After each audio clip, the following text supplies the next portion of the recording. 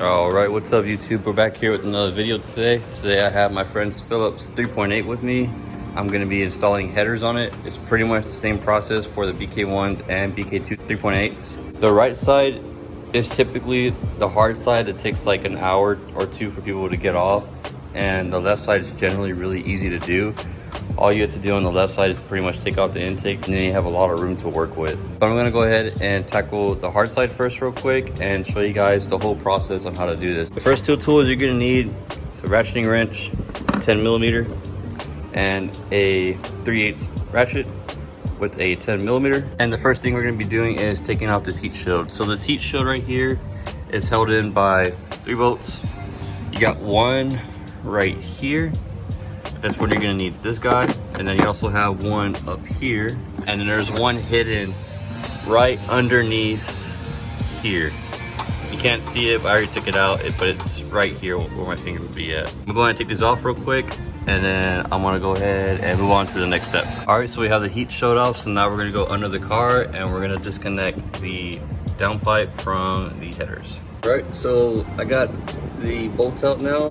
And the correct socket size was a 11/16. Now that we have this guy disconnected from the headers, we are going to see if we can maneuver this heat shield out. Also, you're gonna want to take this guy off too. This is a bracket for it. It holds it in place with the transmission.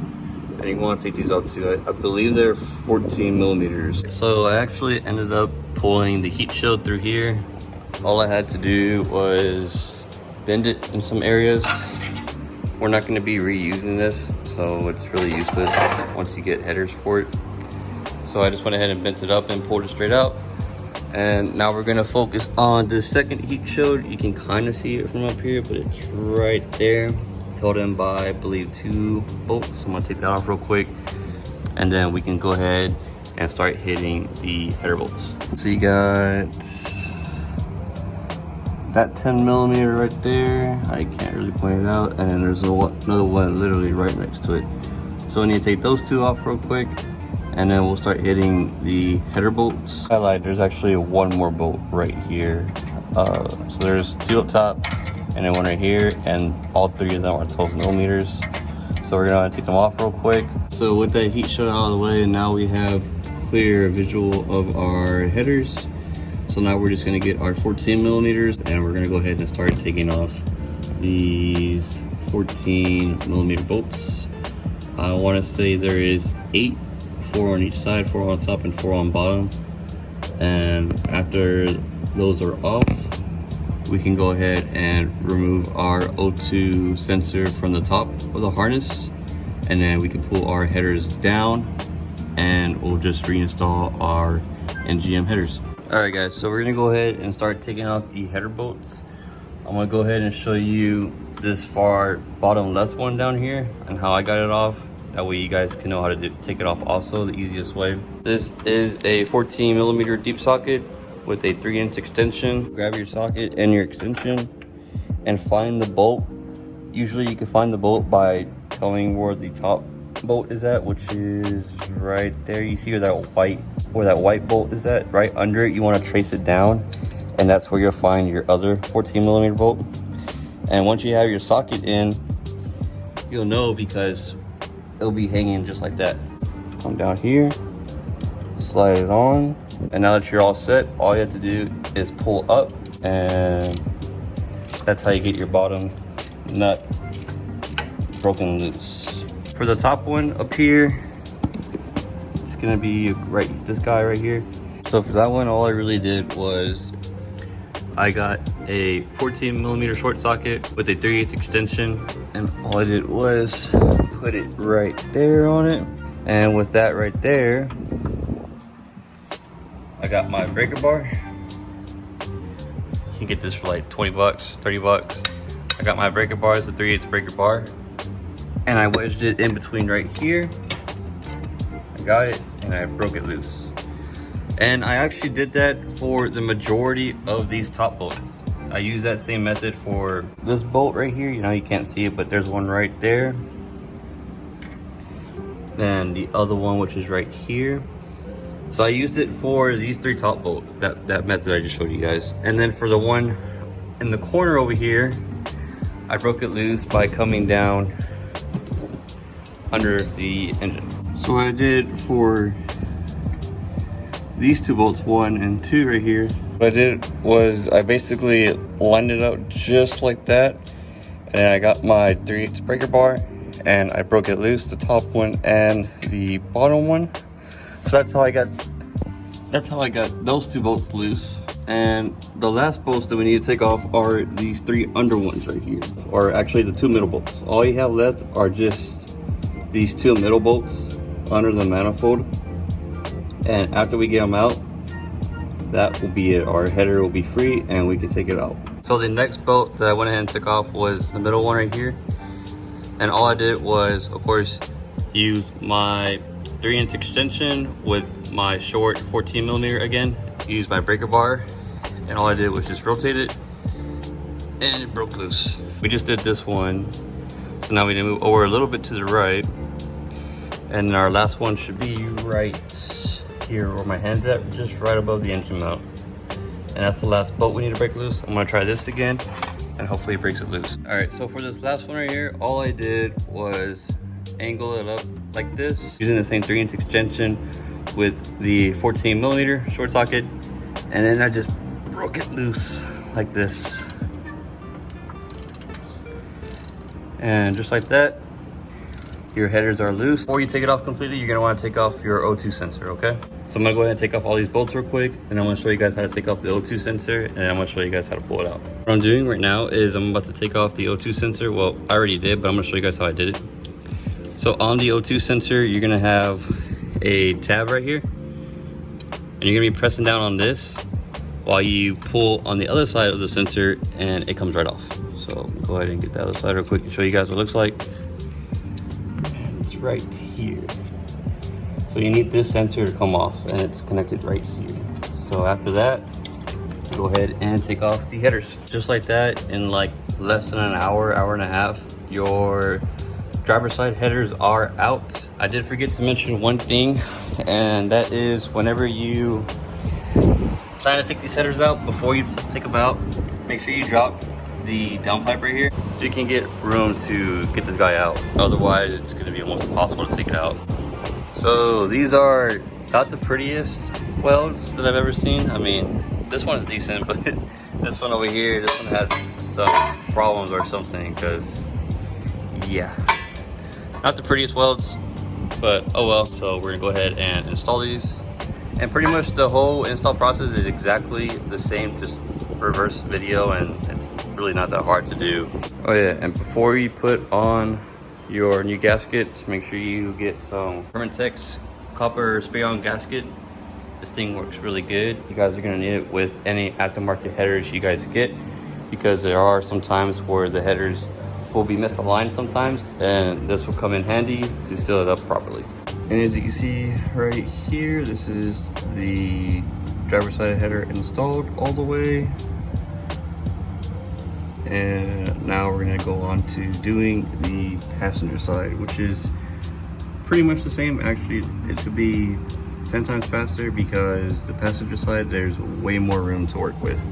All right guys, so for the passenger side, it's a little bit different. What we're gonna have to do this time is we're gonna have to take off our intake actually, and the throttle body.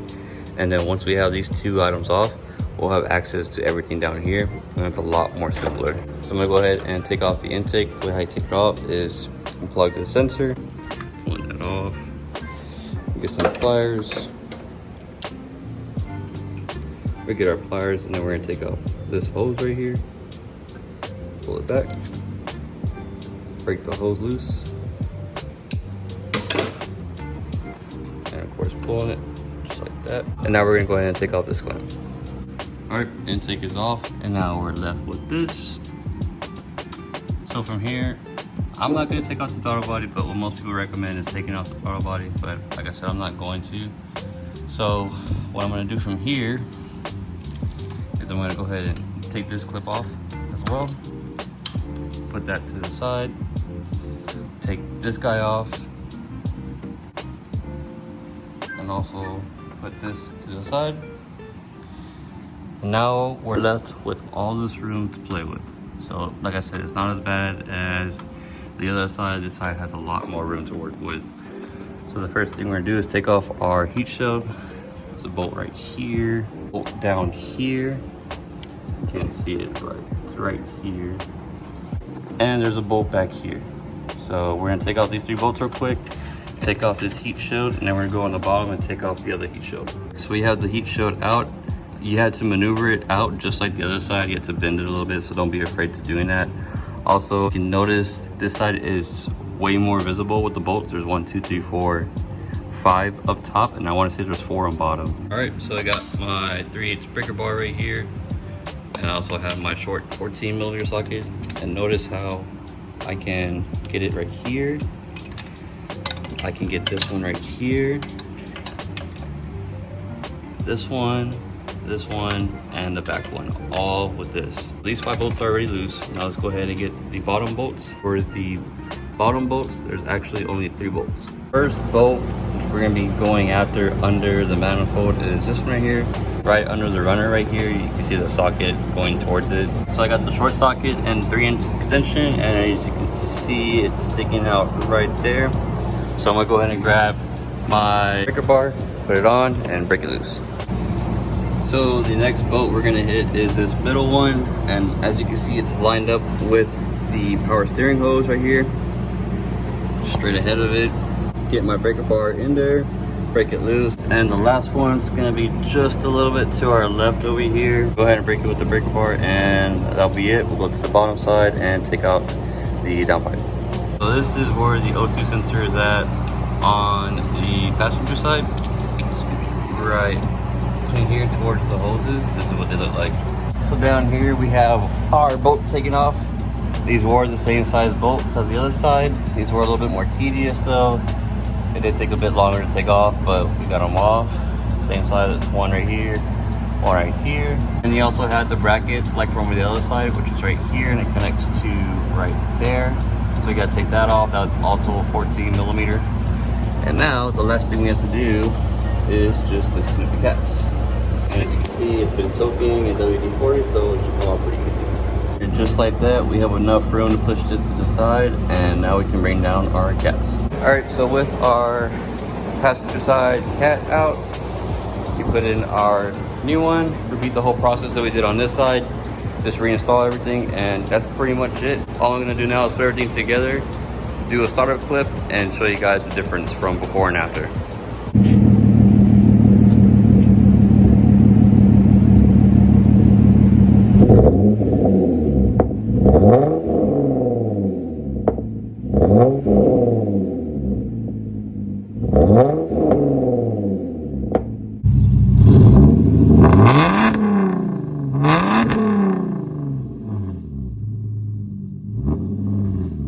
Alright guys, so that's going to be it for our header install. It's going to be the same install process for almost any headers you get. The only difference from NGM and some other brands is sometimes other brands have the downpipe welded to it, which are called long tube headers. And the long tube headers are basically the same deal. All you have to do is just the extra step, which is taking out the downpipe completely and taking out that O2 sensor as well. But other than that, the process is really straightforward, not that hard at all. I have a lot more content recorded already. It's really hard for me at this time to edit all my videos and put it together and then upload it. It's actually a really long process for me because I like to make sure I don't include too much talking, and I try to include as much useful information as possible in my videos, because I tend to go off topic and talk about other stuff in my videos, and I'll have to edit it out and so on and so forth. Really, if I really wanted to, most of my videos would probably be over like 40 minutes if I were to include all of the extra commenting. But like I said, I just try to make sure it's just straightforward with you guys and not too off topic or anything like that. Just useful information for you guys in my videos. Be on the lookout for the next few weeks. I will be having a lot more videos uploading. Hopefully starting this week, I'll have at least 3 more uploaded for you guys, and just take it from there. I also got the rest of my fueling stuff in for my 2.0, so I will be putting together the rest of my fuel system on the return line, so be on the lookout for that video as well for my 2.0 guys. I'm gonna try getting more 3.8 content. I know there's not that much out there. I wanna do my best to tackle any videos that other people haven't done already. Like I know people have header install videos, but they're just time-lapse videos and they're not in-depth videos on how to show you guys how to do it. So I thought it'd be nice to show you guys how to do it in my video. But anyways, that's gonna be it guys. I'll go ahead and see you guys back in the next video. Peace out.